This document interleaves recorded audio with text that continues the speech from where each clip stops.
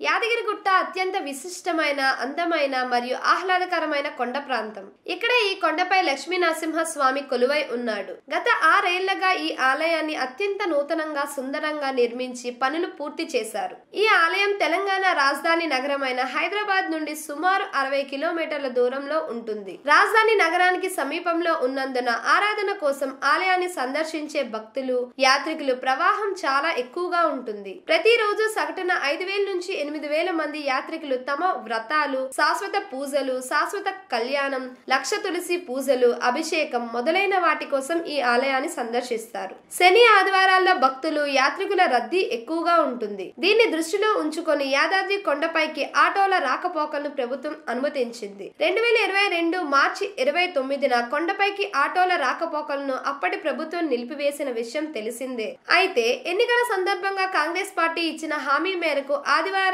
ప్రభుత్వం whip Aleru MLA Beerla Ailayya కొండపైకి ఆటోలను ప్రారంభించారు. ఎమ్మెల్యే కూడా స్వయంగా ఆటో నడిపారు.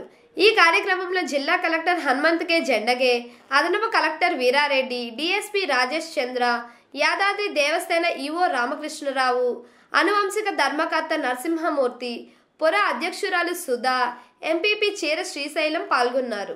అనంతరం ఎమ్మెల్యే మాట్లాడుతూ పాత కనుమదారి నుంచి రోజుకు 100 ఆటోలను అనుమతిస్తామని పేర్కొన్నారు. కొండపైన చలువ పందిళ్లు, డార్మెటరీ హాల్ ప్రారంభం, కొబ్బరికాయలు కొట్టే స్థలం ఏర్పాటు తదితర అంశాలను సీఎం రేవంత్ రెడ్డి మంత్రుల దృష్టికి తీసుకువెళ్లగా వారు సానుకూలంగా స్పందించారన్నారు. నెల ఖరారులో అవన్నీ ప్రారంభిస్తామని అన్నారు.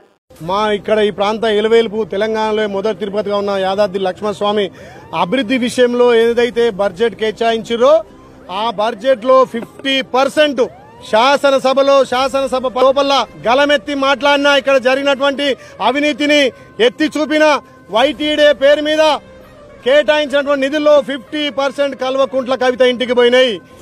ఆ 50% లో ఇక్కడ గొంగిడి సుంతా మహేందర్ రెడ్డికి వాటా ఉంది. అందులో ఉన్నటువంటి జగదీశ్వర్ రెడ్డికి వాటా ఉంది. ముఖ్యంగా ఆర్ఎన్బిలో పనిచేసేటటువంటి ఇలా గణపతి రెడ్డి, ఈఎన్సీ గణపతి రెడ్డి ఇక్కడ ఆయన మనుషులకు టెండర్లు పెట్టి గణపతి రెడ్డి అనే ఈఎన్సీ మొత్తం దుర్మార్గంగా దోసుకుపోతున్నాడు.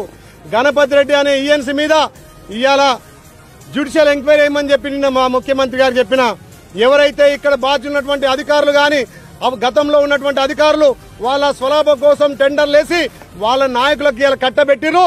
గణపతి రెడ్డి అనే వాడిని ఇమీడియట్లీ అక్కడ పోస్ట్ నుంచి తొలగించమని చెప్పి కూడా నిన్న మా ఆర్ఎన్బి మంత్రి కోమటిరెడ్డి వెంకటరెడ్డి గారు చెప్పినాం. కాబట్టి గణపతి రెడ్డి గారిని ఈఎన్సీని వెంబడే తొలగించేంత వరకు కూడా రేపు అసెంబ్లీలో మళ్ళొక్కసారి గలమెత్తి మాట్లాడి యారుట్లో జరిగినటువంటి అవినీతిని జ్యుడిషియల్ ఎంక్వైరీ చేయించి ఏ ఒక్క రూపాయి తిన్నా దానికి కక్కిస్తాం. కాబట్టి యాదగిరి లక్ష్మణస్వామి సొమ్ము తిన్నోడు ఏ ఒక్కడు కూడా బతికి గట్టగట్టినటువంటి దాఖలాలు లేవు. కాబట్టి ఈ రోజు నుంచి అన్ని కూడా పారదర్శకంగా ఏదైతే ప్రభుత్వం నామ్స్ ఉంటాయో, ఏదైతే ఎండోమెంట్ నామ్స్ ఉంటాయో వాటి ప్రకారమే టెండర్లు ఉంటాయి, వాటి ప్రకారమే పనులు జరుగుతాయి.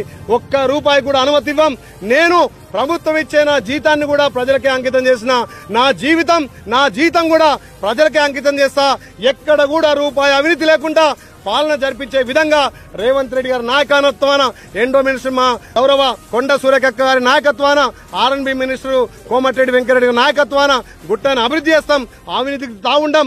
గతంలో అవినీతికి పాల్పడినటువంటి ఈఎన్సీ గణపతి రెడ్డి గారిని ఇమీడియట్లీ సస్పెండ్ చేయించి ఆయన చేసినటువంటి తప్పులను, ఆయన తిన్నటువంటి డబ్బును కక్క దీక్షదాకా మేము ఊరుకునే ప్రసక్తి లేదని చెప్పి మాటిస్తున్నాం.